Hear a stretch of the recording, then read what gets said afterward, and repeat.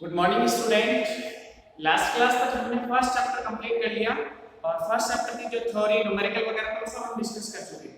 अब हमारा next chapter है chapter number 2, Gauss law and its application. Gauss law and its application. Gauss एक scientist है, उसने अपना एक लॉ दिया था, उस लॉ के बाद हम इसके कुछ एप्लीकेशंस करेंगे। एप्लीकेशंस में एक्चुअल में हम इलेक्ट्रिक फील्ड कैलकुलेट करेंगे। एप्लीकेशंस में हम क्या कैलकुलेट करने वाले बेटा? इलेक्ट्रिक फील्ड, ठीक है ना। अलग अलग अपने पास कुछ ज्योमेट्रीज होंगी, वायर होगा, आपके पास स्पेस होगा, उनके लिए हम इलेक्ट्रिक फील्ड कैलकुलेट करेंगे। ठीक, सबसे पहले हम इस टॉपिक को पढ़ने से पहले, गॉस लॉ को पढ़ने से पहले हम बात करेंगे सबसे पहले इलेक्ट्रिक फ्लक्स की। इसकी बात करेंगे बेटा इलेक्ट्रिक फ्लक्स की। देखो ध्यान से, ना फर्स्ट टॉपिक इसमें होगा इलेक्ट्रिक फ्लक्स। देखो आपने फर्स्ट चैप्टर में इलेक्ट्रिक फील्ड पढ़ा, फर्स्ट चैप्टर में आपने इलेक्ट्रिक फील्ड पढ़ा। अब हम उसी से रिलेटेड फ्लक्स की बात करेंगे, इलेक्ट्रिक फ्लक्स। देखो इलेक्ट्रिक फील्ड के बारे में आपने सुना कि एक चार्ज है, उसके आसपास में अगर कोई दूसरा चार्ज रखते हैं तो उस पे कोई फोर्स, इलेक्ट्रोस्टैटिक फोर्स लगता है, ऐसा हमने सुना। ठीक है, इसके हिसाब से हम इलेक्ट्रिक फील्ड बोलते हैं कि चार्ज का कोई फील्ड होता है उसे हम इलेक्ट्रिक फील्ड बोलेंगे। अब देखो ध्यान से, फ्लक्स भी एक टाइप का कुछ एनर्जी होता है। फ्लक्स क्या होता है बेटा? एक टाइप का एनर्जी, ठीक है ना। तो इलेक्ट्रिक फ्लक्स आपकी एक एनर्जी है जो, जैसे अपन बोलते हैं कि किसी वायर के अंदर करंट फ्लो हो रही है, तो करंट फ्लो को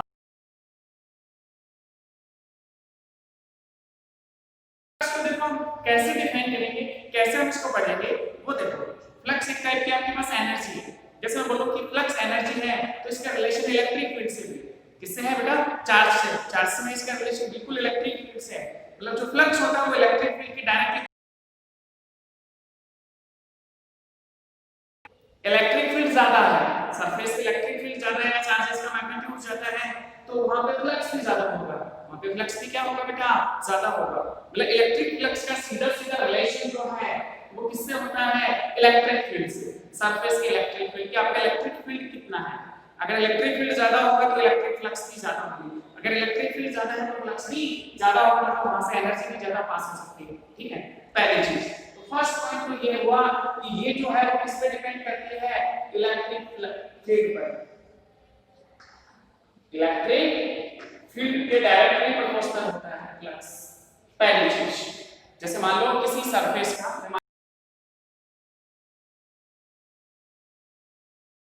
इलेक्ट्रिक फील्ड की बात करें तो अगर इससे हम जितना ज्यादा इलेक्ट्रिक फील्ड पास करेंगे, ठीक है ना, या हम जितना इलेक्ट्रिक फील्ड लाइंस पास करेंगे उतना फ्लक्स ज्यादा होगा। इसका मतलब फ्लक्स जो है वो किसके प्रोपोर्शनल होगा बेटा? इलेक्ट्रिक फील्ड के। जिस सरफेस का इलेक्ट्रिक फील्ड ज्यादा वहां पे इलेक्ट्रिक फ्लक्स ज्यादा होगा। दूसरी ये वैल्यू जो है वो एक और चीज पे डिपेंड करती है कि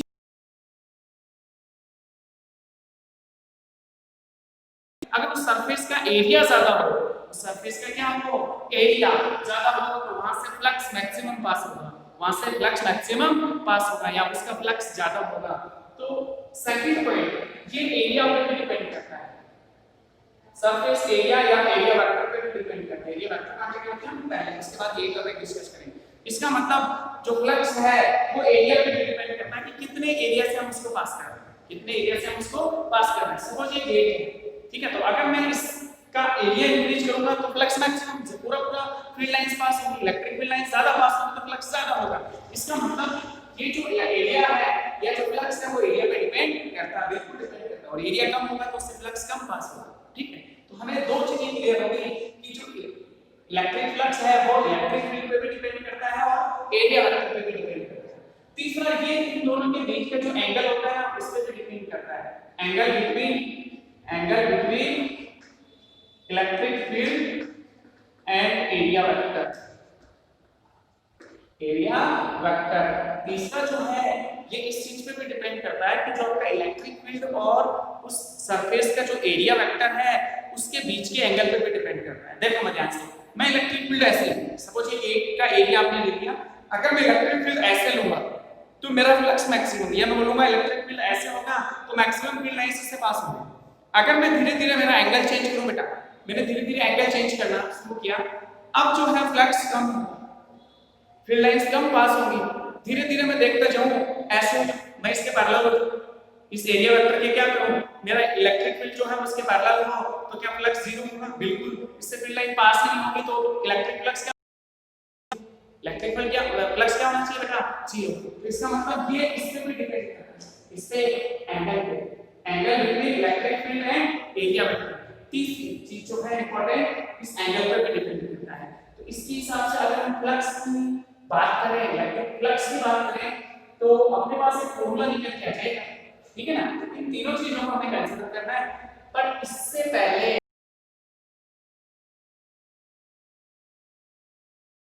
ठीक है वो हमारे लिए इंपॉर्टेंट है। तो सबसे पहले हम पढ़ते हैं इस टॉपिक में फ्लक्स को पढ़ने से पहले हम बात करेंगे एरिया वेक्टर। देखो हमने 11th क्लास में थोड़ा सा डिस्कस किया था area vector. Area is a vector quantity. Maths में आप पढ़ते हो तो केवल मैग्नीट्यूड, जैसे सर्कल है तो pi r square square side square, इस तरह से आप एरिया लिखते हो, तो वहां केवल हम मैग्नीट्यूड देखते हैं बेटा। अगर हम फिजिक्स में या इस वाले टॉपिक में हम बात करेंगे तो हम एरिया को वेक्टर क्वांटिटी मानेंगे। Area is a vector quantity, मतलब उसका मैग्नीट्यूड भी होता है और उसकी डायरेक्शन भी होती है। ये हमारे लिए इंपॉर्टेंट है, ठीक है ना। तो जैसे मैं जब जनरल स्टार्ट करता हूं,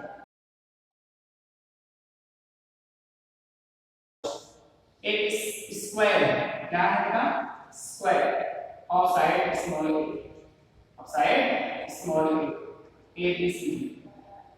अगर आपसे पूछा जाए इसका एरिया बताओ या एरिया वेक्टर बताओ तो आप क्या लिखोगे? Area vector equals to small a plus magnitude of a small a square side.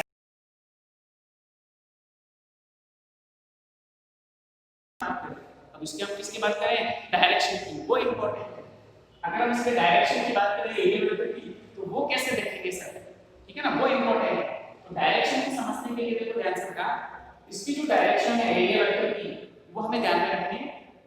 जो सरफेस होती है उसके हमेशा नॉर्मल होती है, परपेंडिकुलर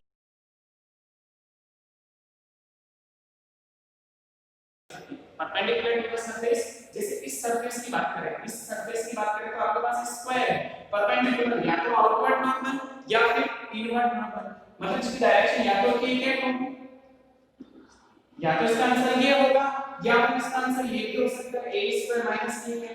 बिल्कुल दोनों सही है, बिल्कुल दोनों सही है। ये आपके पास जो सरफेस है इसके एरिया वेक्टर की डायरेक्शन हमेशा ध्यान रखनी है परपेंडिकुलर टू द सरफेस, या तो आउटवर्ड होगी या इनवर्ड होगी, ठीक है ना। ये ओपन सरफेस होती है, इसको हम बोलते हैं ओपन सरफेस। जैसे ओपन सरफेस की बात करें तो स्क्वायर सर्कल होगी, ये सब ओपन सरफेसेस होती है, उनके लिए एरिया वेक्टर की डायरेक्शन या तो आउटवर्ड नॉर्मल होगी या इनवर्ड नॉर्मल होगी। Perpendicular to the surface outward और इनवर्ड दोनों पॉसिबल होती है। बट एक चीज का ध्यान रखना है, अगर आप किसी क्वेश्चन के अंदर, किसी सवाल के अंदर एरिया वेक्टर की डायरेक्शन पूरे आउटवर्ड नॉर्मल ले रखी है, मतलब कि क्या नहीं है, तो पूरे सवाल में यही रहनी चाहिए, फिर ऐसा नहीं बीच में ये भी कह दो, फिर गलत हो जाएगा, ठीक है ना। इस चीज का ध्यान रखना है कि अगर आपने एरिया वेक्टर की डायरेक्शन एक बार आउटवर्ड नॉर्मल ले ली तो पूरे सवाल में आउटवर्ड नॉर्मल ही रहनी चाहिए, बीच में हम ऐसा नहीं सोच सकते, ठीक है ना। या आपने इनवर्ड ली है तो पूरे सवाल में आप इसको इनवर्ड ही रखोगे, ये वाली भी होगी, ठीक है। तो आपको ये चीज क्लियर है। मैं इसको और अच्छे से एक्सप्लेन करूंगा कि ये कैसे आती है, ठीक है ना। एरिया वेक्टर क्या ये जो आपने लिखा है वैल्यू मैग्नीट्यूड एंड डायरेक्शन, ये कैसे सॉल्व किया जाता है, तो इसको समझने के लिए देखिए आप इसको ऐसे समझ सकते हो कि आपको पता है कि जैसे मान लो मैंने एक्सप्रेशन लूं, मैंने एक रेक्टेंगल ले लिया, क्या ले लिया बेटा? रेक्टेंगल। सिंपल सा एग्जांपल, ये साइड 4 और ये साइड आपको 3 ए बी सी डी। अगर मुझे इसका एरिया वेक्टर लिखना है, ए वेक्टर, तो क्या लिखना है? इसका मैग्नीट्यूड कितना हो गया बेटा? 4 into 3 12। डायरेक्शन कैसे देखेंगे? डायरेक्शन कैसे देखेंगे? आपने अभी देखा या तो ए के या माइनस के। मैं को तरीके से बताता हूं, मैं को तरीके से बताता हूं कि सपोज मैं इसका एरिया, इस एबी को मैं वेक्टर मान लूं, इस एबी को क्या मान लूं? Vector. AB vector cross AD vector, आपको समझ आ रहा है? AB vector cross AD vector, AD vector आपने इसको मान लिया, ठीक है। और ध्यान से देखा जाए तो इसका जो मैग्नीट्यूड है वो कैसे लिखोगे? a cross b a b sin theta n cap, या फिर आप ऐसे देखो ये AB वेक्टर जो है कौन सी डायरेक्शन में? x एक्सिस में, क्या मैं इसको 4i कैप लिख लूं क्रॉस ये जो AB वेक्टर है कौन सी डायरेक्शन में है? j कैप में, तो क्या मैं इसको 3j कैप लिख लूं? A vector equals to area vector कितना होगा इसका, area vector equals to 4 * 3 12 i cross j, ये आपने 11th क्लास में पढ़ा था। i क्रॉस j क्या होता है बेटा, ठीक है, आंसर आया आपका ए वेक्टर इक्वल्स टू 12, ठीक है। अगर आप इसको AB क्रॉस AB लिखें तो आंसर ये आएगा। अगर आप इसको AD क्रॉस AB लिखते हो तो क्या हो जाएगा बेटा, -k है। हम लिख सकते हैं ऐसा, हम ऐसा लिख सकते हैं। तो थोड़ा सा एरिया वेक्टर आपको क्लियर हुआ। The direction of area vector for open surfaces is always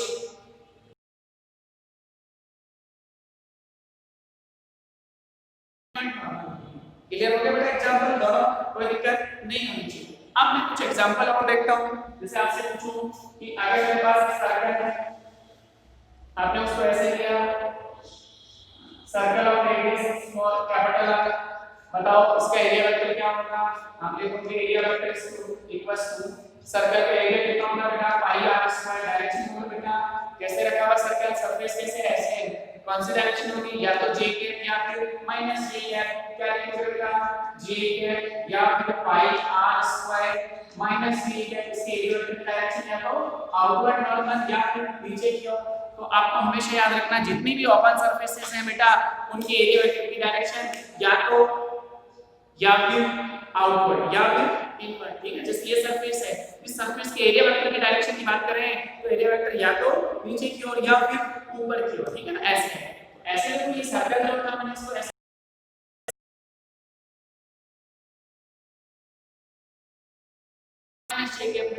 clear हो गया बेटा। ये एग्जांपल बहुत इजी था। इसके बाद देखो ध्यान से, नेक्स्ट एग्जांपल और सॉल्व करते हैं। यहाँ पर कुछ इजी एग्जांपल एरिया वेक्टर को समझना है। ये ओपन सरफेसेस के लिए हमने डिस्कस किया। अब मैं बोलूं कि जितनी भी क्लोज सरफेसेस होती हैं, जितनी भी क्लोज सरफेसेस होती हैं, जैसे हमारा स्फीयर की बात करें, जैसे मैं इसकी बात करूं, स्फीयर की मेरे पास क्या है, स्फीयर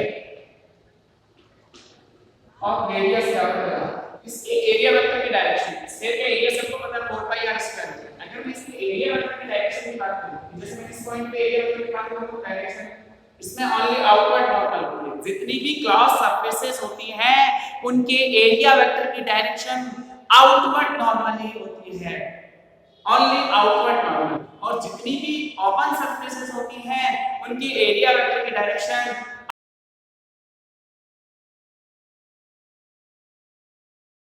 यहां पे बात करें हम इसको एम कैसे नोट करते हैं, आउटवर्ड नॉर्मल। यहां देखूंगा तो ऐसे होगी एम कैप, यहां देखूंगा तो अगर मैं यहां की बात करूं, समझ में आ रहा है ना अच्छे से, देखो ध्यान से।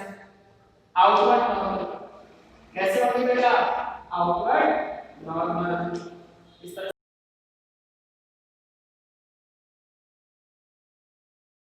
क्यूब है मेरे पास, क्या है cube of side small question mark, cube of side small है। एरिया वेक्टर की डायरेक्शन है, क्यूब में कितनी साइड होती है बेटा, 6। क्यूब में कितनी साइड होती है, 6 साइड। जैसे इस कमरे को देखो, इस रूम को देखो, इस रूम में कितने सरफेसेस हैं, 6। 4 आपकी दीवार, नीचे वाली सरफेस, ऊपर वाली सरफेस, ऐसे टोटल कितनी सरफेस होगी बेटा, 6। इसको हम क्यूब कंसीडर कर लेते हैं। अब क्यूब के एरिया वेक्टर की डायरेक्शन करो तो क्यूब की जितनी सरफेसेस हैं उन सबका area side square a square, इस सरफेस का एरिया a स्क्वायर, इसका a स्क्वायर, इसका a स्क्वायर, इसका a स्क्वायर, सामने वाली साइड, ठीक है, बिल्कुल सही। अब अगर एरिया वेक्टर की डायरेक्शन जितनी सरफेसेस हैं उन सबकी डायरेक्शन अलग है।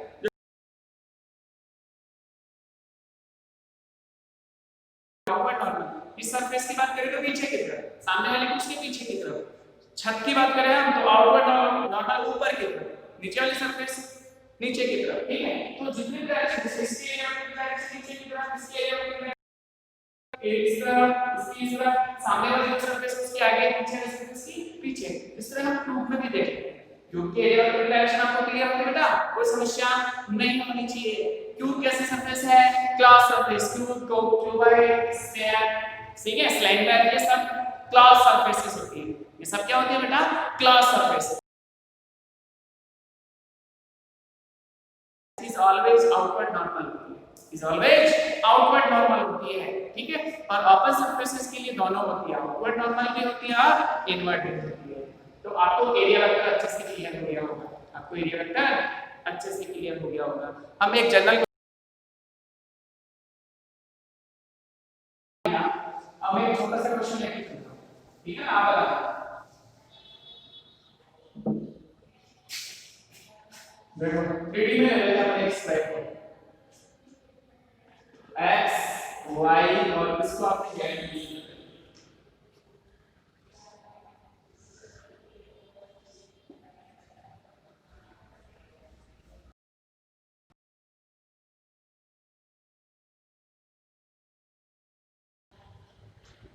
O A B C, इसकी जो साइड है वो 5 सेंटीमीटर। इसका एरिया वेक्टर सॉल्व करो। इसका क्या करना है? एरिया वेक्टर सॉल्व करना। कॉन्सेप्ट वही जो अभी सॉल्व किया था क्रॉस प्रोडक्ट वाला, उससे सॉल्व हो जाएगा, बहुत इजी। क्रॉस प्रोडक्ट से सॉल्व करना है तो क्या करना होगा? ध्यान से देखो। हां, ये जो एंगल है उसको 30 डिग्री, ये जो एंगल है कितना लेंगे? 30 डिग्री, ठीक है? अब ध्यान से देखो, इसका मुझे एरिया वेक्टर निकालना है। क्या निकालना है? Find area vector.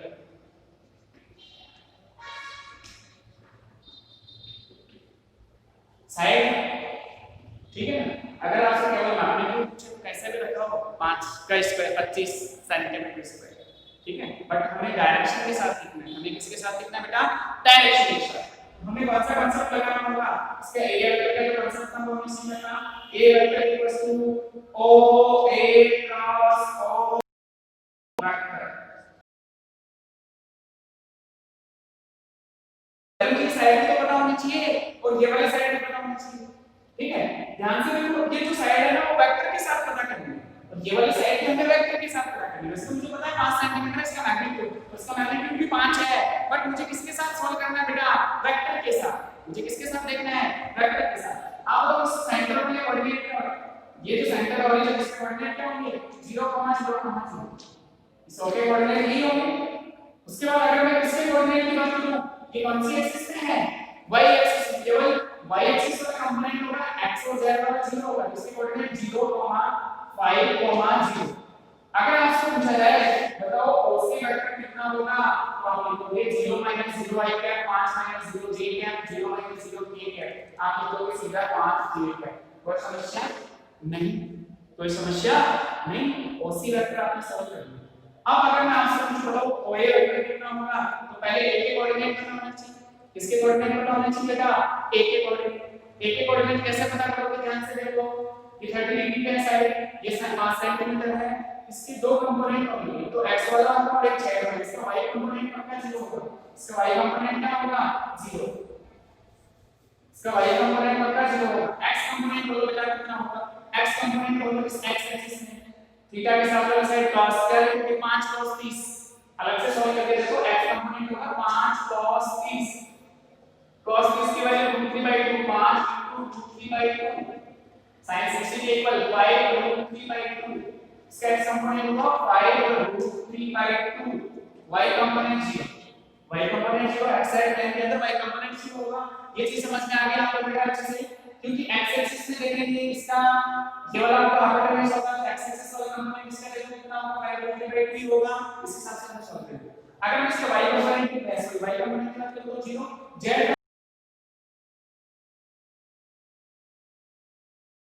5 sin 30, 5 sin 30, sin 30 की वैल्यू 1/2 तो 5/2। ये कितना हो जाएगा? z component 5/2। अगर मैं आपसे कुछ बताऊं OA वेक्टर कितना होगा, इसमें से 0 माइनस किया i कैप, मतलब 5 √3/2 i कैप, j वाला 0 होगा प्लस 5/2 k कैप। सही लिख दिया बेटा या गलत सोचा है? सोच के देखो सही लिखा है क्या? यही होगा ना? चेक कर लो एक बार। 5 √3/2 i cap plus 5/2 k cap. और अब आपको OA क्रॉस OC लिखना है, मतलब इसका इसके साथ क्रॉस प्रोडक्ट लिखना है। इसका इसके साथ क्या लिखना है बेटा? Cross product. यानी A vector equals to value put कर लो 5 √3/2 i cap plus 5/2 k cap cross OC vector कितना है बेटा? 5j cap. आंसर आ जाएगा देखो, i का j के साथ कंपोनेंट क्रॉस प्रोडक्ट करोगे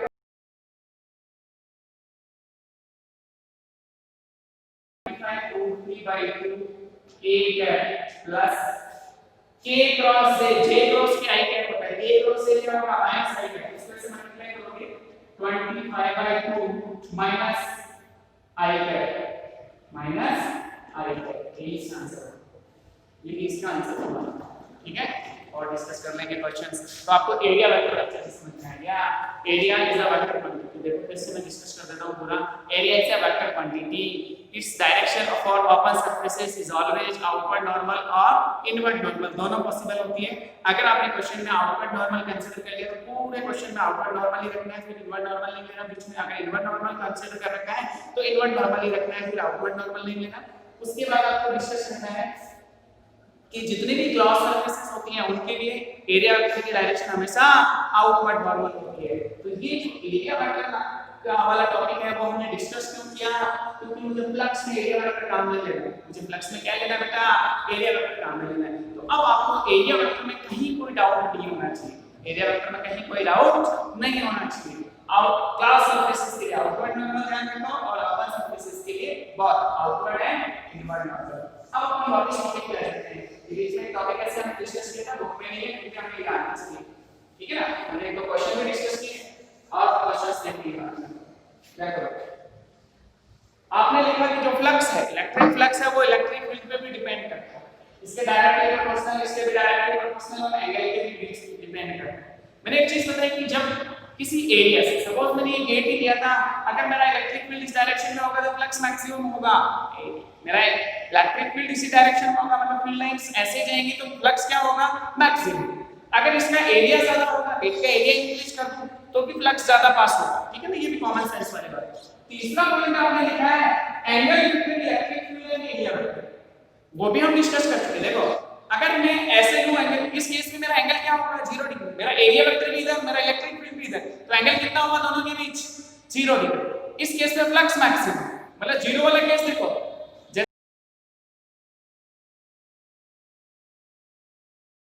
इलेक्ट्रिक फील्ड तो इस डायरेक्शन में, एरिया वेक्टर इस डायरेक्शन में, इसका एंगल कितना होगा, 90 डिग्री। अगर इस केस में देखा जाए तो नॉर्मल बात है कि इलेक्ट्रिक फील्ड इस डायरेक्शन में, एरिया वेक्टर इस डायरेक्शन में, कैसे फ्लक्स पास होगा, नहीं फ्लक्स तो इधर होना चाहिए, इससे तो पास ही नहीं हुआ, तो फ्लक्स क्या हुआ बेटा, 0। अब ध्यान से सोचो, 90 वाले केस में 0 है,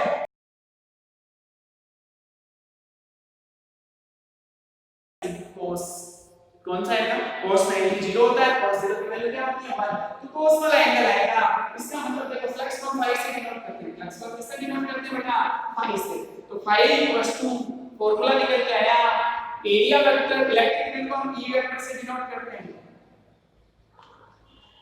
और हमने अभी भी डिनोट किया A वेक्टर से, E डॉट A क्या लिखा जाएगा, E डॉट A। अगर इसके मैग्नीट्यूड की बात करें तो EA cos theta, theta is the angle between E and A। Electric field और एरिया वेक्टर के बीच का जो एंगल है उसको हम थीटा से डिनोट करते हैं। जनरल अगर इसकी डेफिनेशन की बात करें इलेक्ट्रिक फ्लक्स की, तो इसको लिखा जाएगा number of count of electric field lines,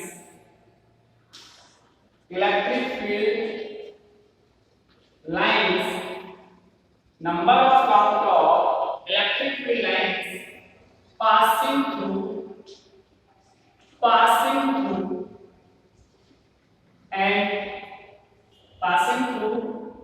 cross section area, a cross section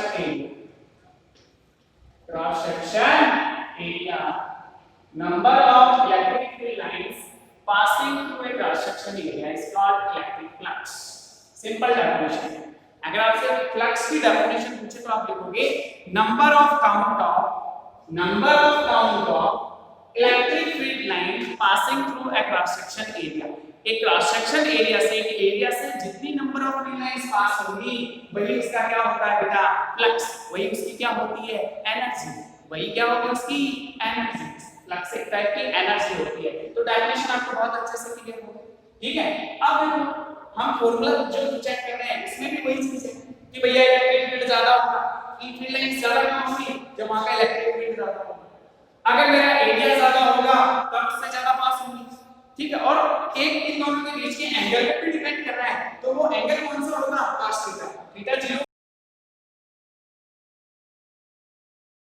zero वाला केस में भी है, जब मैं इलेक्ट्रिक फील्ड ऐसे रखूंगा तो मैक्सिमम पास होगी, जब मेरा इलेक्ट्रिक फील्ड ऐसे होगा तो मिनिमम पास होगी, जीरो। इस केस में ड्यूअल लाइन जीरो पास होगी तो फ्लक्स क्या होगा बेटा, जीरो। अच्छे से क्लियर हो गया, ध्यान से। तो ये जो कांसेप्ट निकल के आया, फॉर्मूला, ये डेफिनेशन, वो फ्लक्स की थी, आपको समझ में आ गया।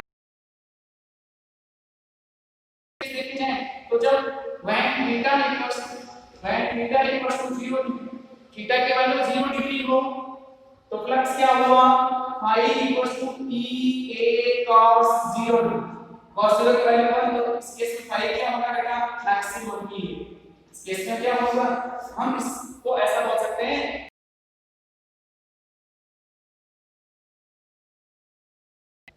Electric field and area vector की जो सरफेस है वो क्या एक दूसरे के पैरेलल वाले केस में 0 होगा। अगर मैं सेकंड केस की बात करूं, when theta equals to 90 degree, क्या होगा फ्लक्स, E A cos 90 की वैल्यू 0, तो फ्लक्स क्या होगा बेटा, 0। इस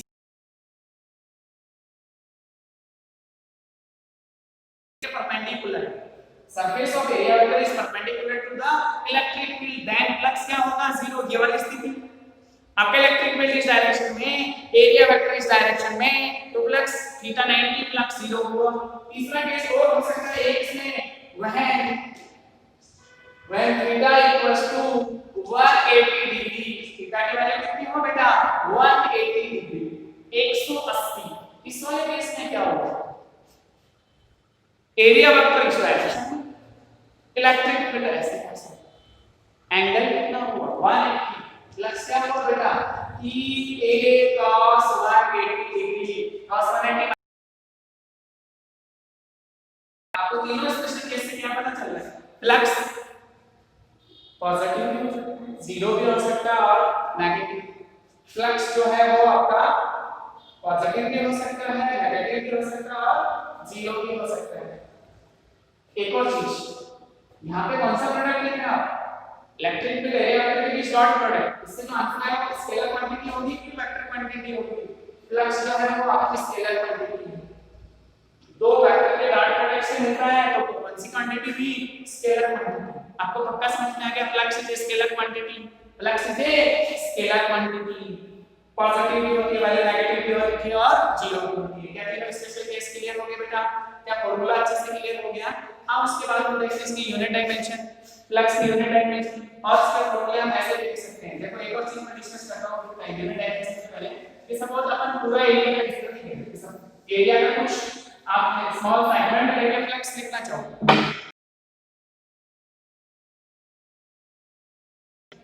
अगर मैं इसमें से छोटा पार्ट लूं और इससे फ्लक्स लूं, मैं इस पूरे गेट से पास होने वाला फ्लक्स नहीं पूछती, इसमें से छोटा सा स्मॉल सेगमेंट लूं और उसमें से फ्लक्स पूछूं, तो इससे कितना फ्लक्स पास होगा तो उसको लिखा जाएगा डी। स्मॉल के लिए डी फाई रिप्रेजेंट करते हो, और डी फाई को हम कैसे लिखेंगे, फॉर्मूला क्या होगा, इलेक्ट्रिक फील्ड तो ई है, अगर मैं इसका एरिया वेक्टर डी है मान लो, एरिया वेक्टर कितना मान लो, डी, मान लो इस डायरेक्शन में आपका इलेक्ट्रिक फील्ड है, डी से एंगल थीटा है, बताओ फ्लक्स क्या होगा, D phi equals to E dot D,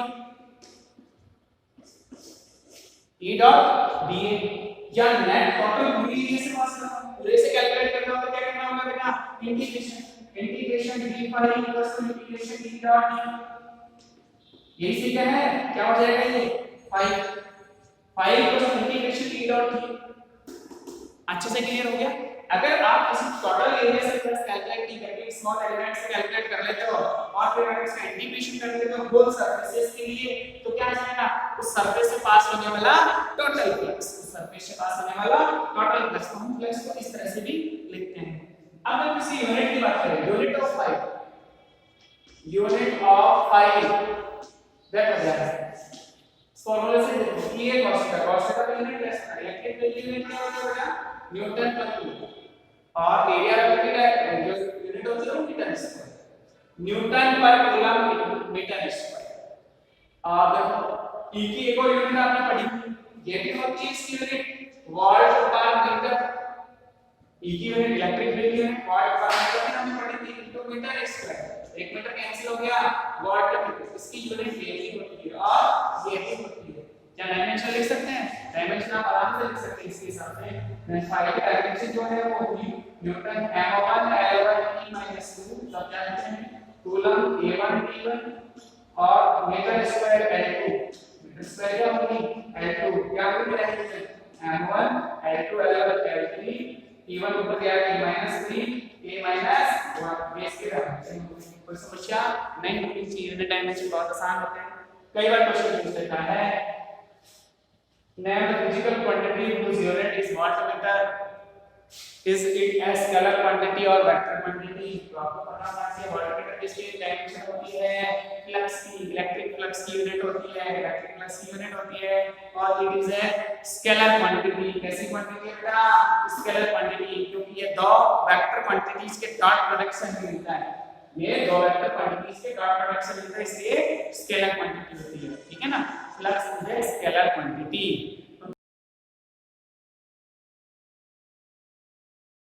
उसके बाद हम नेक्स्ट जो टॉपिक है वो नेक्स्ट क्लास में डिस्कस करेंगे। सिंपल प्रॉब्लम लेते हैं। देखो बेटा,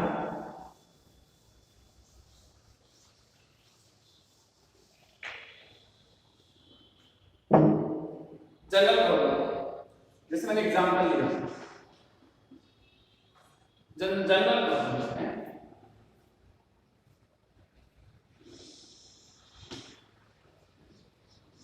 circle of radius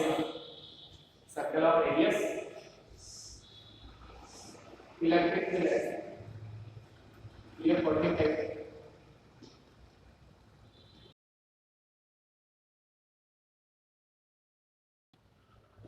electric field E vector equals to लिखा हुआ है E नॉट। ठीक है, ये डायरेक्शन है E नॉट माइनस ये डायरेक्शन। बताओ इससे कितना फ्लक्स पास, बोलो फ्लक्स कितना पास। फ्लक्स का फॉर्मूला आपको पता है pi equals to E A cos theta. Electric field कितना है E नॉट, इसका एरिया कितना होगा pi r square cos theta, theta बोलो बेटा 60 डिग्री, दो भी 60 degree.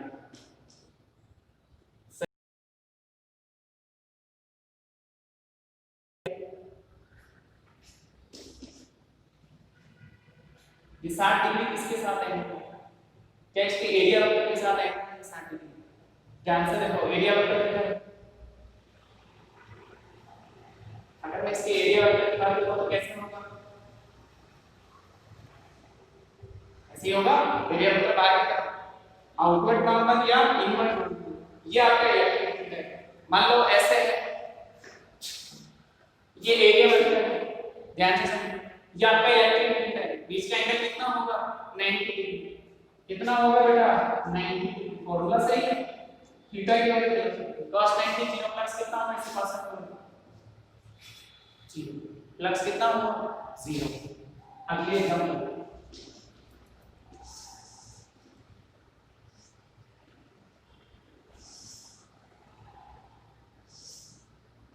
Same question E not electric field E not, बताओ फ्लक्स कितना होगा, ये वाला जो एंगल होगी 60 डिग्री, क्या लिखोगे E नॉट A की जगह क्या लिखोगे पाई r स्क्वायर cos थीटा बोलना, सोच के बोलना, इस बार गलत नहीं बोलना, थीटा की वैल्यू सोच के बताओ कितनी होनी चाहिए।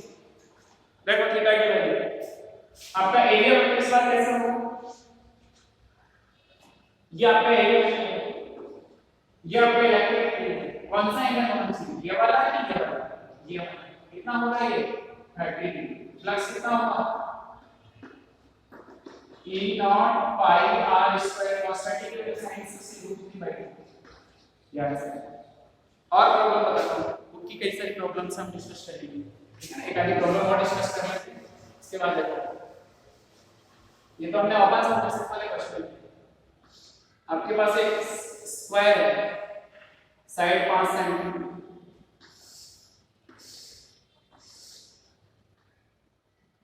ठीक है ना,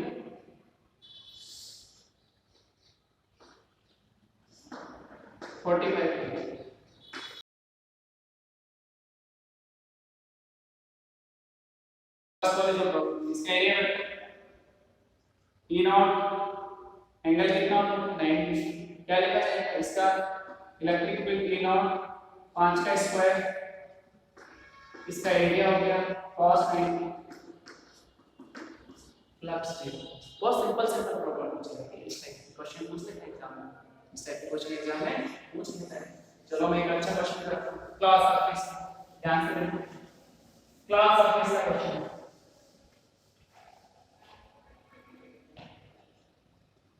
क्यूब ले लिया, क्या कंसीडर करेंगे, क्यूब। देखो ध्यान से, क्यूब ऑफ साइड स्मॉल ए, ठीक है ना। इलेक्ट्रिक फील्ड जो है ना वो लिखा हुआ E नॉट I है, कैलकुलेट करना flux, flux passing through the tube, कितना फ्लक्स इस ट्यूब से पास हो रहा है वो उसने कैलकुलेट करना। ध्यान से देखो, electric field E not I है, I के डायरेक्शन में इलेक्ट्रिक फील्ड आपका ये magnitude E not, direction I, कितनी सरफेसेस हैं, 6, कितनी है 6 सरफेसेस, जिसमें 4 सरफेस तो E के परपेंडिकुलर होंगी। E के क्या होंगी भाई, इसके एरिया वेक्टर की डायरेक्शन देखते हैं तो ऊपर की तरफ, इलेक्ट्रिक फील्ड ऐसे, इसका एंगल है फ्लक्स 0, इसके एरिया वेक्टर की बात करें तो नीचे की तरफ, इलेक्ट्रिक फील्ड ऐसे, एरिया वेक्टर से फ्लक्स 0, सामने वाली सरफेस वो भी, आपके पास दो सरफेस बची, एक तो ये वाली और एक ये वाली। अगर मैं इसके एरिया वेक्टर की बात करूं तो इसके एरिया वेक्टर किधर होगा बेटा, इस डायरेक्शन में, इसके लिए E नॉट किधर है आपका, इस डायरेक्शन E वेक्टर। तो यहां से अगर मुझे फ्लक्स लिखना सपोज ϕ1, तो क्या लिखा जाएगा, E डॉट A, E की वैल्यू कितनी है E नॉट, डायरेक्शन इधर, A की वैल्यू इधर, A इसका साइड स्मॉल लेते तो a², थीटा कितना बेटा 180, ये एंगल कितना हो गया, एरिया वेक्टर और E वेक्टर के बीच 180 cos 180 -1 माइनस आया माइनस E नॉट a²। अगर इस सरफेस की बात करें, इसके एरिया वेक्टर इधर, E नॉट इधर, इसका इलेक्ट्रिक फील्ड इधर है, तो ϕ2 कितना होगा इस सरफेस के लिए, आप लिखोगे E not a² cos 0, cos 0 की वैल्यू 1 है, E नॉट a²,